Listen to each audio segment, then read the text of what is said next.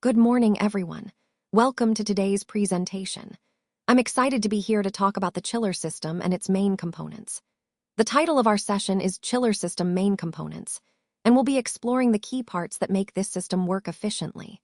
We'll cover the pump room, substation, chiller's control system, including BMS and MCC, air handling unit, earthing, and of course, the chiller itself. So, let's dive in and get a clear overview of how these elements come together to ensure optimal cooling performance. Let's take a closer look at the working cycle of a chiller.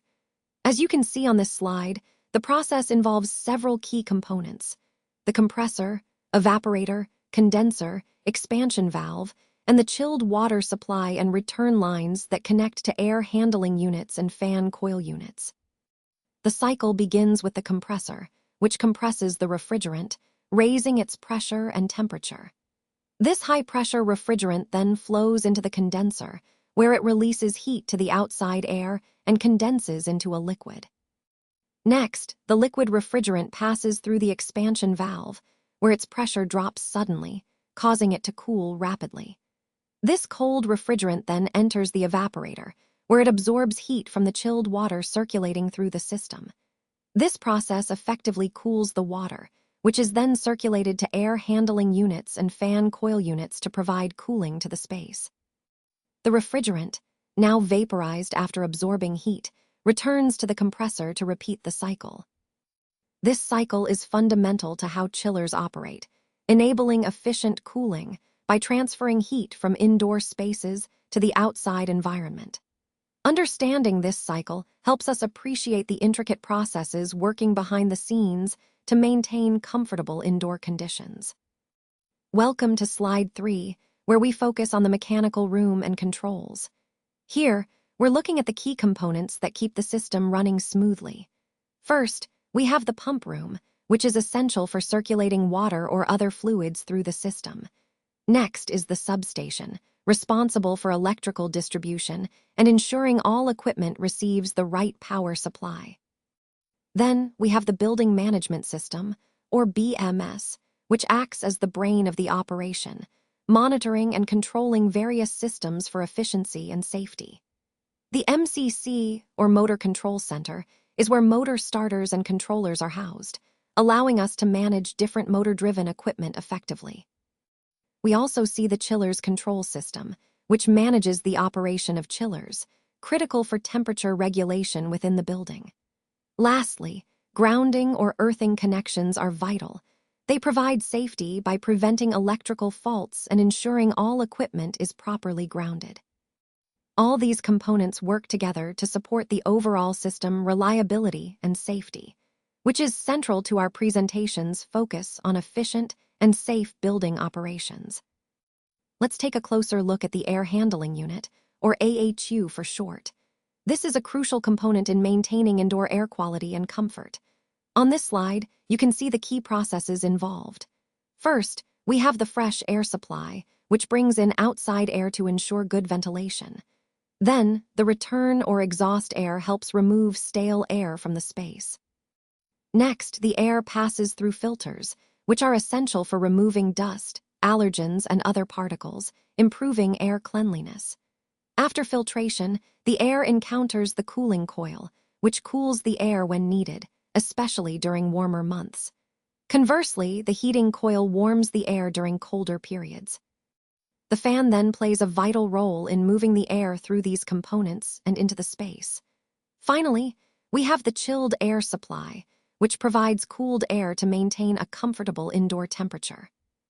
All these elements work together seamlessly to ensure a healthy and comfortable environment, which ties directly into our overall focus on efficient and sustainable building systems. Let's take a closer look at the chilled water loop, which is a critical part of the cooling system. This loop connects the air handling units, or AHUs, and the fan coil units, known as FCUs.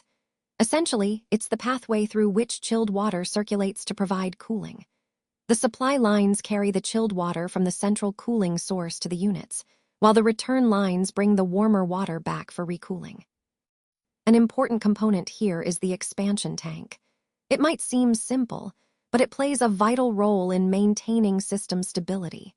It helps accommodate the expansion and contraction of water as temperatures fluctuate, preventing pressure buildup and ensuring smooth operation.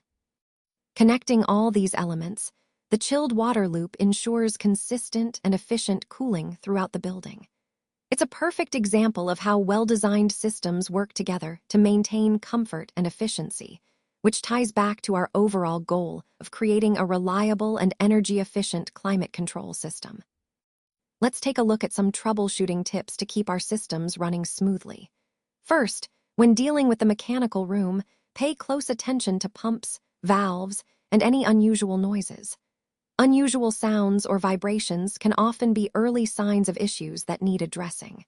Checking the operation of pumps and valves regularly can help prevent bigger problems down the line. Moving on to chillers, refrigerant levels and the condition of the tubes are critical. Low refrigerant can reduce cooling efficiency, and damaged or dirty tubes can cause leaks or blockages. Regular inspections here are key to maintaining optimal performance.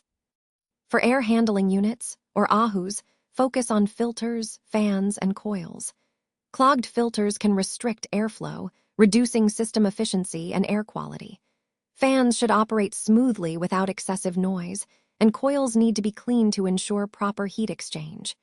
Keeping these components in good shape is essential for reliable operation. Finally, with the cooling system, always be vigilant about leaks and chemical treatments. Leaks not only waste resources, but can also cause system damage or failures. Proper chemical treatment helps prevent corrosion and microbial growth, which are common issues that can compromise system integrity. Overall, these troubleshooting steps are about proactive maintenance, spotting potential issues early before they escalate, and ensuring our entire cooling system operates efficiently and reliably. Let's take a closer look at the responsibility structure within our HVAC team. On this slide, you'll see the reporting hierarchy clearly laid out. At the base, we have 2 chiller technicians and 2 AC helpers. These team members report directly to the AC foreman. The AC foreman, in turn, reports to the senior mechanical engineer or the project mechanical manager. Finally, all of this funnels up to the project manager. This hierarchy is important because it ensures clear lines of communication and accountability at every level.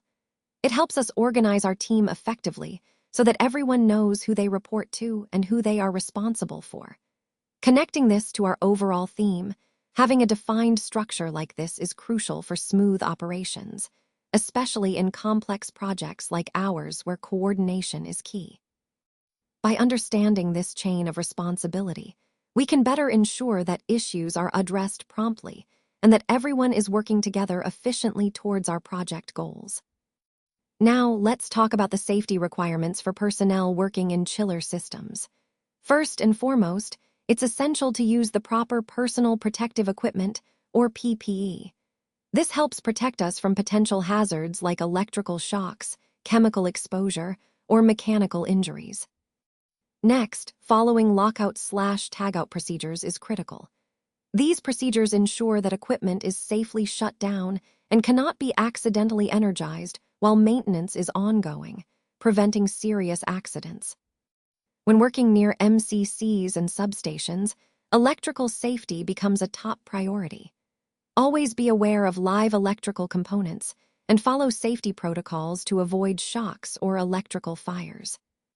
Handling chemicals safely is also vital, especially for chilled water treatment. Proper storage, handling, and disposal reduce risks of leaks, spills, or chemical burns. In mechanical rooms, confined space safety is a must. These areas can be dangerous due to limited airflow and potential hazards, so proper procedures and equipment are necessary to ensure safety. Finally, always keep emergency exits and firefighting equipment accessible. In case of an emergency, quick access to these can make all the difference in protecting lives and property. Remember, these safety measures are not just rules. They're essential practices that keep everyone safe and help maintain the smooth operation of our chiller systems.